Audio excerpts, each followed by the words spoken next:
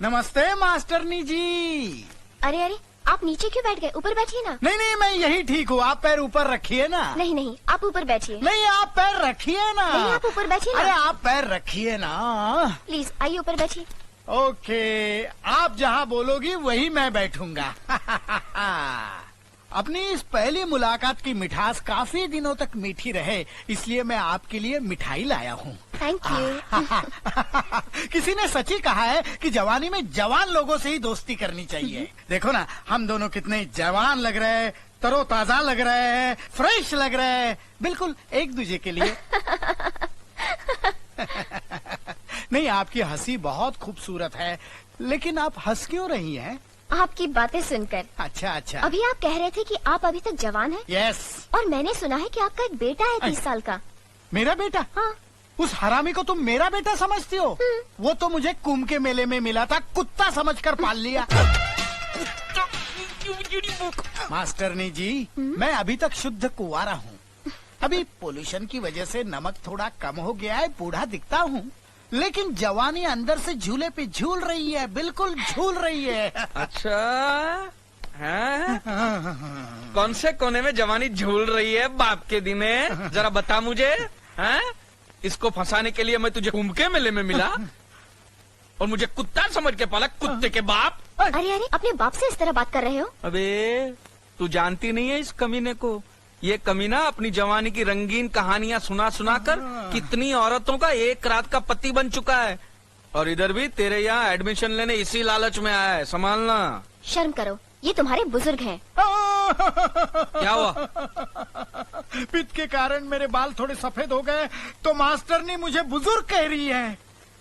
मास्टरनी, न देख उम्र मेरी, लाजवाब कर दूंगा तुझे, कली से महकता गुलाब कर दूंगा। हट।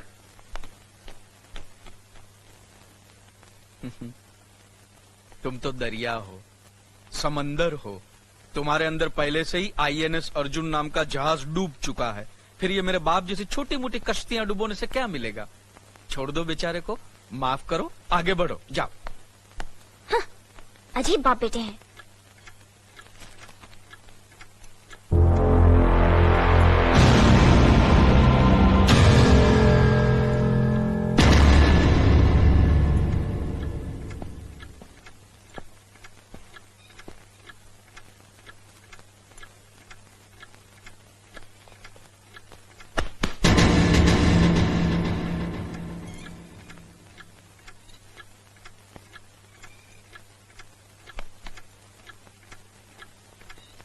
इसे मैं फेंक देता हूँ बड़े भैया, आप जाइए।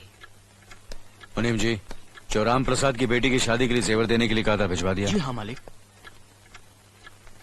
शहर में रहकर यही बदतमीजी और ओछी हरकतें सीखी आपने? अपने से बड़ों का लिहाज करना नहीं आता आपको? किससे कह रहे हो तुम? आपसे कह रहा हूँ।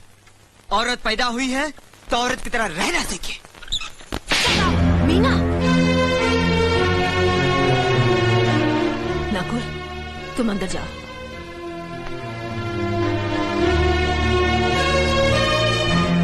पागल हो गई हो तुम? औरत होकर एक मर्द पर हाथ उठाती हो? इतनी ऊंची घराने की बहू होकर ऐसी नीच हरकत, शर्म नहीं आई तुम्हें? कौन सा ऊंचा घराना? ये यहाँ सिर्फ एक आदमी राजा है और बाकी सब उसके गुलाम। मीना, चिल्लाइए मत। आप मेरी सास नहीं है। जिस तरह आप इस घर की बहू है, वैसे मैं भी हूँ। बहू हो तो बहू की मर्यादा में रहो। मर्यादा की रस्सी में तो आप जैसी जाहिल और गवार औरतें बनती हैं। मुझ जैसी पढ़ी लिखी मॉडर्न जमाने की लड़की नहीं। Uneducated idiots. Excuse me. I'm not an illiterate. I'm a graduate from the University of Allahabad. I am aware of the modernization of women, but I have not forgotten my culture, my customs, my traditions and my values. And most of all, I'll never ever forget that I'm an Indian woman. Modern जमाने की औरत भी औरत ही होती है। उसे भी मर्द ही ब्याह कर ले जाता है, मर्द को ब्याह कर वो नहीं ले जाती। जमाने ख्याल और लिबास बदल देते हैं, औरत की शरीर की बनावट नहीं। लोग तुम्हारे ख्याल की लड़कियों को लज्जत का सामान भले ही समझते हो, इज्जत के काबिल कोई नहीं समझता। इज्जत आज भी उन्हीं औरतों की होती है जिनकी आंखों में हया हो, लाज हो, शर्म हो। हम नहीं कहते कि तुम बंदिशों में रहो, लेकिन अपने दायरे की सीमा को मत भूलो। लड़की जब अपने माँ बाप के घर होती है तब उसके कांधों पर अपने ही घर की इज्जत का बोझ होता है, लेकिन जब वो बहू बनकर ससुराल जाती है तब उसके कांधों पर एक नहीं 2 परिवारों की इज्जत का बोझ होता है। आज जिस तरह तुमने नकुल को तमाचा मारा है, अगर उसी तरह उसका भी हाथ उठ जाता तो तुम्हारी क्या इज्जत रह जाती? कभी सोचा तुमने? क्या बात है मीना?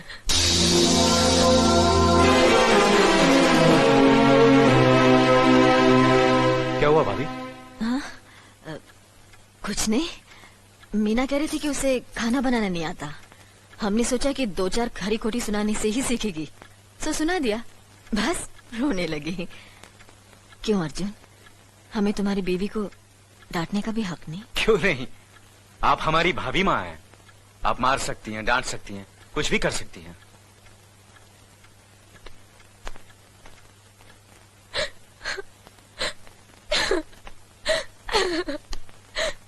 मैंने भूल की जो मैं इन लोगों के बीच आ गई।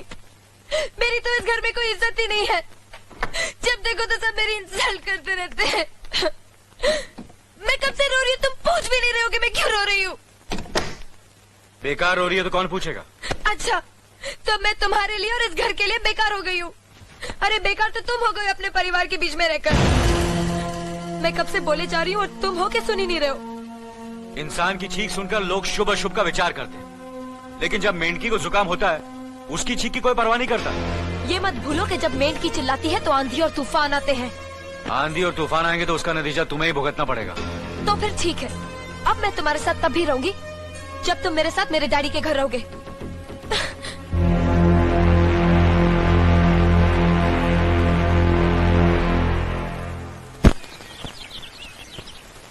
हमारी मीना बहुत प्यारी बच्ची है, लेकिन उसमें अभी भी बचपना है। हमारे तौर तरीकों को नहीं जानती है ना, लेकिन आस्ता आस्ता हम उसे सब सिखा देंगे।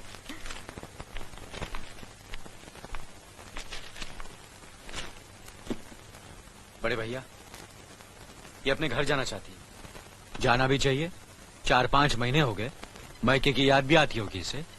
और अर्जुन, तुम्हारे ससुर जी तुम्हें कई बार बुला चुके हैं, तुम भी कुछ दिनों के लिए हो आओ, तुम्हारा मन भी बहल जाएगा। अगर ये वापस लौटने के लिए जा रही होती तो मैं जरूर जाता, मगर ये तो हमेशा के लिए इस घर से जा रही है। कैसी बातें कर रहे हो? अगर तुम दोनों के ख्यालात एक दूसरे से नहीं मिलते तो इस मामले को घर की 4 दीवारी में बैठकर आपस में सुलझा लेना चाहिए। बहू शहर की पढ़ी लिखी लड़की है, उसे गांव के रीति रिवाज के बारे में क्या मालूम? ये तो तुम्हारा फर्ज बनता अर्जुन कि तुम उसे हमारे तौर तरीके सिखाओ। सिखाने से कोई फायदा नहीं बड़े भैया, ये खुद को इस माहौल में डालना ही नहीं चाहती, इसलिए भेज रहा हूं। अच्छा, तो तुमने फैसला भी कर डाला?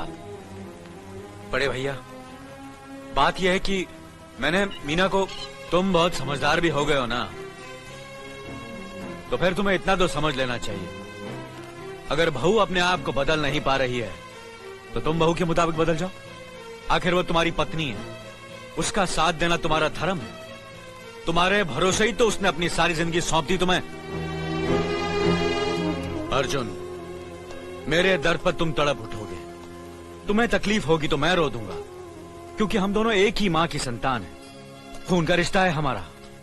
मगर पत्नी का नाता उससे कहीं ज्यादा गहरा होता है, क्योंकि वो पराये घर से आकर अपनों से कहीं ज्यादा अपनी हो जाती है, परछाई बन जाती है हमारी। पति शरीर है तो पत्नी उसकी आत्मा है।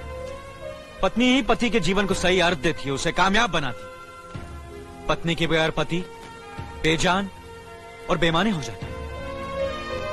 अगर आज तुम अपनी पत्नी को हमेशा के लिए उसके मायके छोड़ाओगे तो यह गांव, यह समाज क्या कहेगा हमारे बारे में? जरा सोचो अर्जुन, न्याय के सिंहासन पर बैठकर जो लोगों के अच्छे बुरे का फैसला करता है, अगर उसी के घर में नाइंसाफी होगी तो लोग हंसेंगे हम पर, किसी को मुंह दिखाने के काबिल नहीं रहेंगे हम। बड़े भैया, मुझसे भूल हो गई, मुझे माफ कर दीजिए। मुनीम जी। जी मालिक। जायदाद के दस्तावेज लाइए। जी अभी लाया। बहू, पति ही पत्नी की असली शक्ति होती है। हमारे पुरखों ने कुल धर्म पत्नी के बारे में कहा है। जो पति के काम में उसकी मददगार हो, उसे अच्छी सलाह दे, जो दासी की तरह उसकी सेवा करे, मां की तरह उसे खिलाए पिलाए, लक्ष्मी का रूप हो और धरती की तरह उसमें सहन शक्ति हो, वही आदर्श पत्नी होती है। औरत की सोच मर्द का मुकद्दर बनाती है। वो जब बनाने पर आती है तो कुटिया को महल कर देती है, और जब बिगाड़ने पर उतरती है तो महल को मिट्टी का ढेर बना देती है। मालिक, ये जायदाद के दस्तावेज हैं। हमारी जमीन जायदाद कहां कहां है और कितनी है, उसका हिसाब किताब ना बाबूजी को मालूम था, ना हम तीनों भाइयों को मालूम है। बहू, तुम पढ़ी लिखी हो, आज से इसका हिसाब किताब तुम देखोगी। लक्ष्मी जी। अपनी चाबियों का गुच्छा और ये कागजात बहू को दे दो।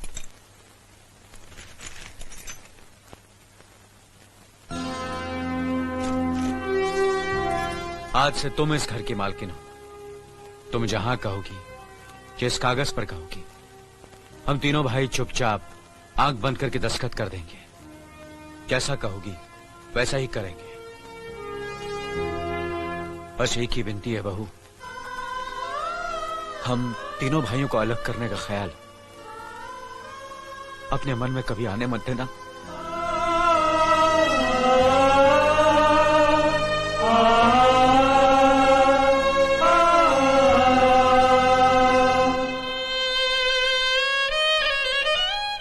बहुत अच्छा किया तुमने बहू, बहुत अच्छा किया।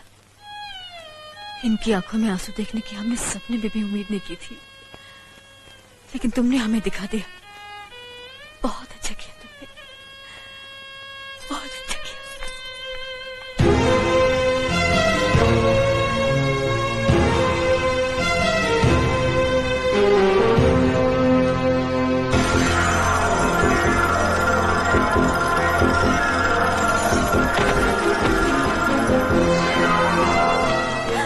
मीना, मीना, क्या हुआ बहू? मीना, मनी जी जल्दी से डॉक्टर को बुलाइए।